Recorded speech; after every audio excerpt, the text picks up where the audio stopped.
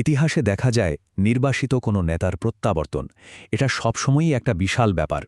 এটা কিন্তু শুধু একজন ব্যক্তির ঘরে ফেরা নয়, বরং এমন একটা মুহূর্ত যা একটা দেশের ইতিহাসের গতিপথই পাল্টে দিতে পারে। আর এই ফিরে আসার সঙ্গে জড়িয়ে থাকে লাখ লাখ মানুষের আশা, তাদের আকাঙ্ক্ষা, আর থাকে অনেকখানি অনিশ্চয়তা।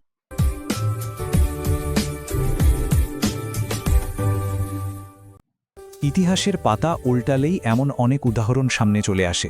যেমন ধরুন ১৬৬০ সালে দ্বিতীয় চার্লসের ইংল্যান্ডে ফেরা, যা পুরো একটা রিস্টোরেশন যুগ ফিরিয়ে এনেছিল। কিংবা ধরুন ১৯১৭ সালে ভ্লাদিমির লেনিনের রাশিয়া প্রত্যাবর্তন, যা কিনা বিশ্বকে বদলে দেওয়া এক বিপ্লবের সূচনা করেছিল। আর খুব বেশি দিন আগের কথাও নয়, ১৯৯০ সালে নেলসন ম্যান্ডেলার জেল থেকে মুক্তি, যা দক্ষিণ আফ্রিকায় বর্ণবাদের ইতি টেনেছিল।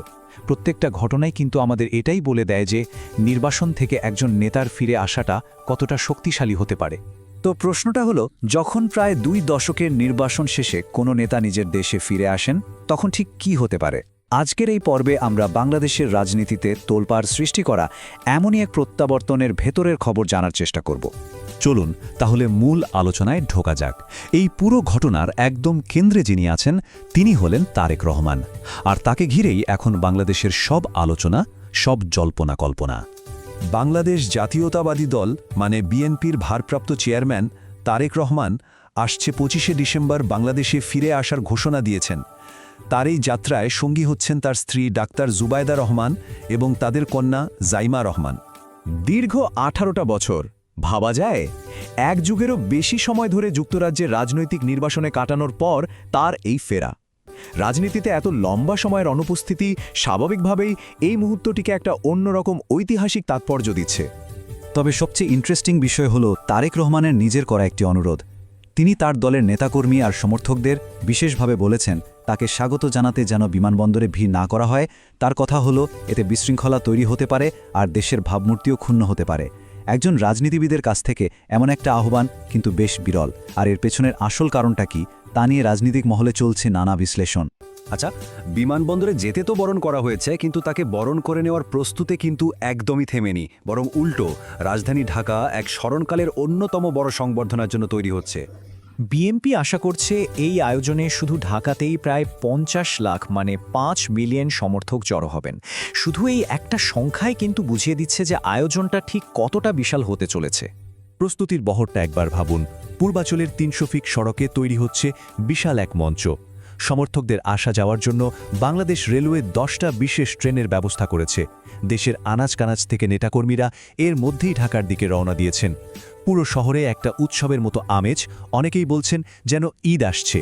আর হ্যাঁ, নিরাপত্তা নিশ্চিত করতে দলীয় স্বেচ্ছাসেবকদের পাশাপাশি সরকারি বাহিনীও কিন্তু সর্বোচ্চ সতর্ক অবস্থায় আছে। এই প্রত্যাবর্তনের গুরুত্বটা যদি পুরোপুরি বুঝতে হয়, তাহলে আমাদের একটু অতীতে ফিরে তাকাতে হবে। জানতে হবে যে কোন পরিস্থিতিতে তারেক রহমানকে দেশ ছাড়তে হয়েছিল আর কিভাবে তিনি দেশের বাইরে থেকেই দলের একদম শীর্ষ নেতৃত্বে চলে এলেন। ঘটনাটা ২০০৭ সালের সেনা সমর্থিত তত্ত্বাবধায়ক সরকারের আমলে তিনি গ্রেফতার হন এবং তখন তার উপর শদীদ শারীরিক নির্যাতনের অভিযোগ ওঠে। পরের বছর ২০০৮ সালে তিনি চিকিৎসার জন্য প্যারোলে মুক্তি পেয়ে যুক্তরাজ্যে চলে যান।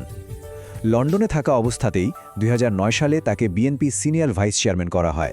আর সবশেষে ২০১৮ সালে যখন তার মা বেগম খালেদা জিয়া জেলে যান, তখন তিনি দলের ভারপ্রাপ্ত চেয়ারম্যানের দায়িত্ব পান। তার পারিবারিক পরিচয়ও এখানে অবশ্যই খুব গুরুত্বপূর্ণ।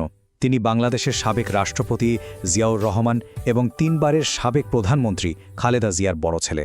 আর তার আনুষ্ঠানিক রাজনৈতিক যাত্রা শুরু হয়েছিল সেই ১৯৮৮ সালে বগুড়ার গাবতলী উপজেলা বিএনপির একজন সদস্য হিসেবে। তো এখন পুরো দেশ যেন একটা সন্ধিক্ষণে দাঁড়িয়ে আছে। তার এই ফিরে আসাকে ঘিরে একদিকে যেমন তৈরি হয়েছে এনর্ম প্রত্যাশা, তেমনি তৈরি হয়েছে নানা প্রশ্ন আর শঙ্কা, যা দেশের রাজনীতির ভবিষ্যৎকে অনেকটাই প্রভাবিত করতে পারে। এই ফেরাটাকে ঘিরে অনুভূতিটা অনেকটা এক মুদ্রার দুই পিঠের মতো। একদিকে আছে তার দলের কর্মী সমর্থকদের আকাশ ছোঁয়া আশা। তারা ভাবছেন এর মাধ্যমে দেশে গণতন্ত্রের একটা নতুন অধ্যায় শুরু হবে, দল আরও শক্তিশালী আর ঐক্যবদ্ধ হবে। আবার অন্যদিকে ঠিক ততটাই বড় কিছু প্রশ্ন কিন্তু ঘুরপাক খাচ্ছে, যেমন দেশের রাজনৈতিক স্থিতিশীলতার ওপর এর কী প্রভাব পড়বে, সরকার আর রাষ্ট্রীয় প্রতিষ্ঠানগুলো কিভাবে প্রতিক্রিয়া দেখাবে, আর সবচেয়ে বড় প্রশ্ন হল 18 বছর পর দেশের মাটিতে ফিরে এসে তিনি নিজে এই জটিল রাজনৈতিক পরিস্থিতিটা কিভাবে সামাল দেবেন। দেশে ফেরার পর তার প্রাথমিক পরিকল্পনা কি সেটাও কিন্তু এরই মধ্যে জানা গেছে। প্রথমে তিনি ঢাকার হজরত শাহজালাল আন্তর্জাতিক বিমানবন্দরে নামবেন, সেখান থেকে সোজা চলে যাবেন পূর্বাচলের সংবর্ধনা সমাবেশে, যেখানে তিনি সমর্থকদের উদ্দেশ্যে ভাষণ দেবেন। আর দিনের শেষে তিনি এভারকেয়ার হাসপাতালে চিকিৎসাধীন তার মা, সাবেক প্রধানমন্ত্রী খালেদা জিয়াকে দেখতে যাবেন। প্রত্যেকটা পদক্ষেপই কিন্তু রাজনৈতিক এবং ব্যক্তিগতভাবেও ভীষণ তাৎপর্যপূর্ণ। শেষ পর্যন্ত প্রায় 17 কোটি মানুষের এই দেশের জন্য এই প্রত্যাবর্তনের আসল অর্থটা কি? এটা কি রাজনৈতিক বিভেদকে আরও বাড়িয়ে তুলবে, নাকি বহু প্রতীক্ষিত কোনো সমঝোতার দরজা খুলে দেবে?